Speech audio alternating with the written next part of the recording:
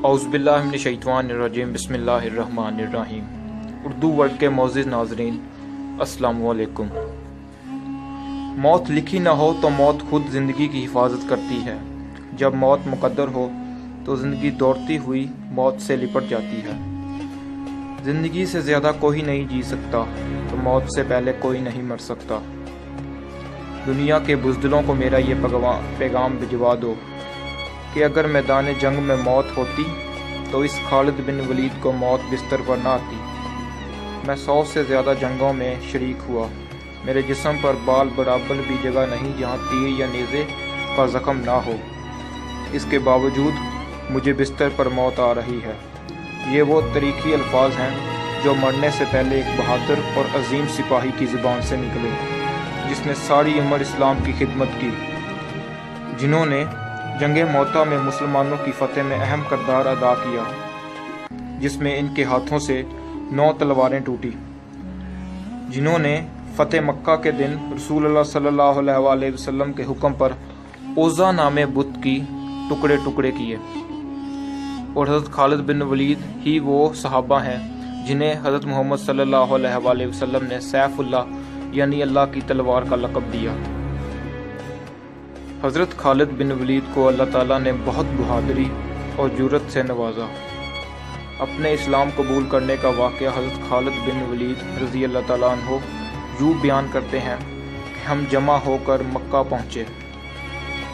یہ ہجرت کا 8واں اور سفر کی 1 تاریخ تھی۔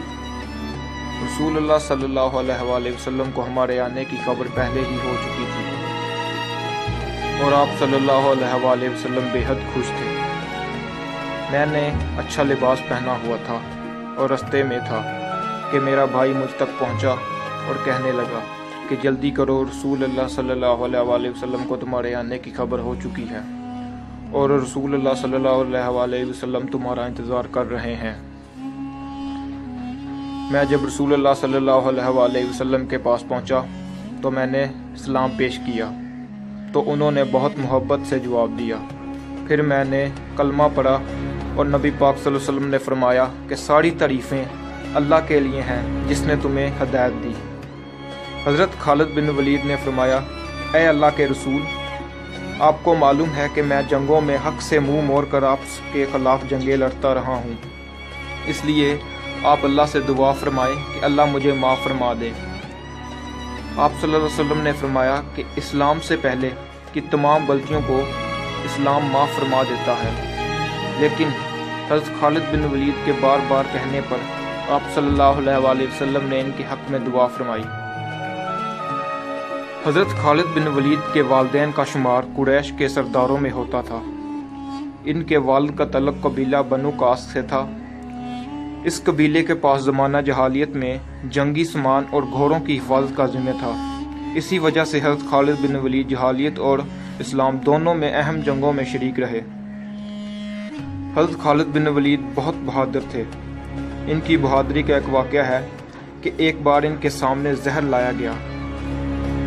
حضرت خالد بن ولید نے پوچھا کہ یہ کیا ہے، تو لوگوں نے کہا کہ یہ زہر ہے، تو آپ رضی اللہ تعالیٰ عنہ بسم اللہ پڑھ کر اسے پی گئے۔ جنگ موتا کے موقع پر رسول اللہ صلی اللہ علیہ وآلہ وسلم نے فرمایا کہ حضرت زید بن حارث کو لشکر کا سپہ سالار بنایا جائے۔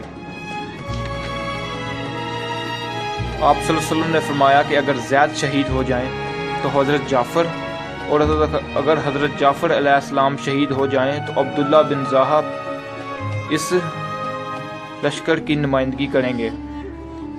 اور پھر رسول اللہ صلی اللہ علیہ وآلہ وسلم نے ایک سفید جھنڈا بنایا اور حضرت زید بن حارث کو بنا کے دیا۔ موتا کے مقام پر دونوں لشکروں کا آپس میں مقابلہ ہوا۔ مسلمانوں کی تعداد 3000 تھی اور کفار کی تعداد 2 لاکھ تھی، لیکن مسلمان کا بھی زیادہ تعداد ہونے کی وجہ سے فتح یاب نہیں ہو گئے، بلکہ مسلمان ایمان کی دولت کی وجہ سے ہمیشہ فتح یاب ہوتے ہیں۔ مقابلے میں حضرت زید بن حارث شہید ہو گئے۔ پھر حضرت جعفر علیہ السلام آگے بڑھے اور جھنڈا اپنے ہاتھ میں لیا، اور حضرت جعفر بھی شہید ہو گئے۔ اس کے بعد جب حضرت عبداللہ بن رواحہ بھی شہید ہو گئے تو مسلمان پریشان ہو گئے۔ اس کے بعد حضرت خالد بن ولید نے جھنڈا اپنے ہاتھ میں لیا اور ثابت قدمی سے مقابلہ کیا اور کفاروں کی ایک بڑی تعداد کو حضرت خالد بن ولید نے ختم کر دیے۔ اس میں حضرت خالد بن ولید کے ہاتھوں سے 9 تلواریں ٹوٹی اور مسلمانوں کو فتح یاب ہوئی۔ حضرت خالد بن ولید کو اللہ کی تلوار یعنی سیف اللہ بھی کہا جاتا ہے۔